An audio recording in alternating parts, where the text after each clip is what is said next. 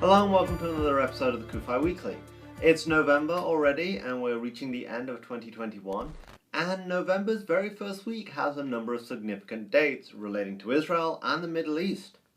November 2nd marks the anniversary of the Balfour Declaration. If you're not sure what that is or have never heard about it, I recommend that you check out our CUFI microhistory video about the Balfour Declaration. I'm going to be talking about what happened on this day in 1979. That is the seizure of the American embassy in Tehran.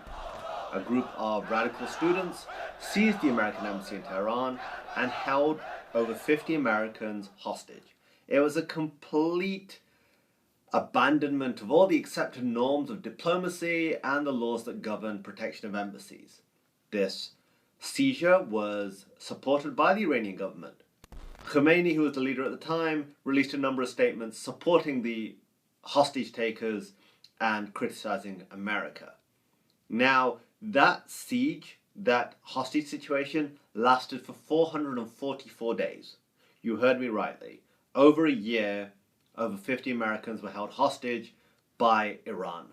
Firstly, the Iranian regime since the revolution in the same year of 79 has been belligerent, aggressive, and essentially tried to blackmail the United States at every opportunity and every turn.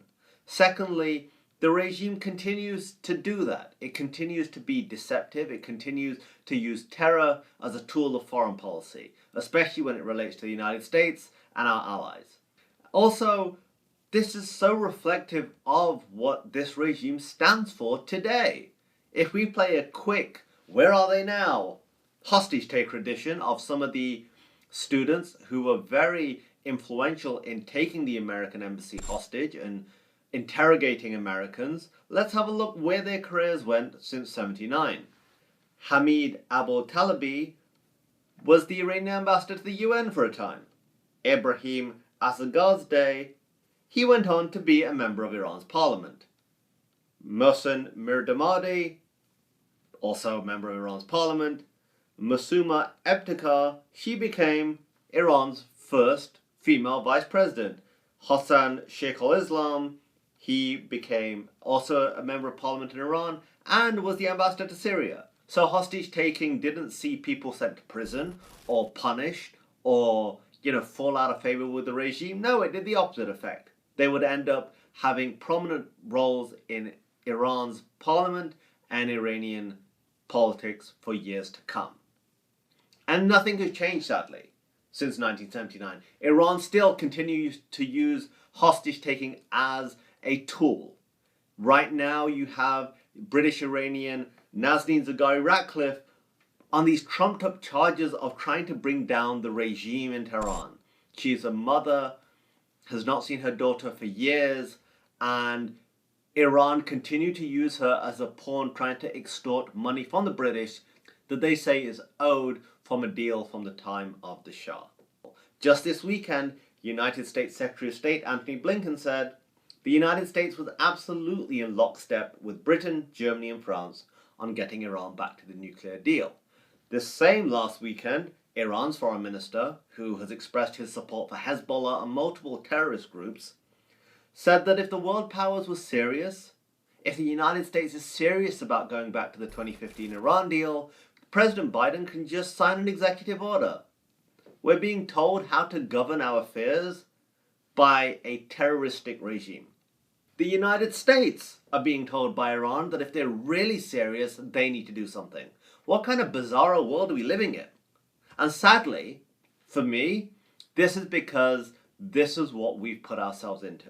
Since January, we've been talking about rejoining the Iran deal. We've been going around in circles, jumping through hoops. Even Secretary of State Blinken said on the weekend when saying we were in lockstep with our allies about rejoining the deal, he said we don't know if Iran's committed to it, but we're the ones constantly looking the other way as Iran rips up the norms of international diplomacy, continues to export terror, continues with its anti-Semitic rhetoric, continues to chant death to America, death to Israel. I'm sure today you will see parades in Tehran celebrating the hostage-taking in 1979. Lebanon is in chaos. Arab states like Saudi Arabia and the UAE have recalled their ambassadors and ask the Lebanese ambassadors to leave because they see Lebanon being completely controlled by Iran. They're not wrong. That's what Hezbollah has done in Lebanon. I'm not against a deal, but a deal means no more terrorism, no more incitement, no more rhetoric, no more murder of dissidents anywhere in the world. Because we've seen that. We've seen Iranian dissidents in Europe being kidnapped. We saw the attempt, or the reports of the attempted kidnapping of an Iranian dissident from New York. This is not okay.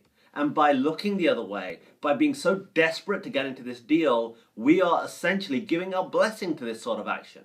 What does that say to all those people who look to us as a beacon of freedom? I'll tell you, it does not look good. We must be better than this.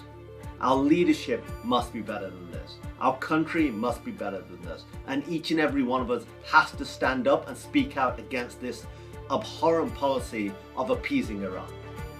For Zion's sake, do not remain silent. This is Kasima Feeds for the CUFI Weekly.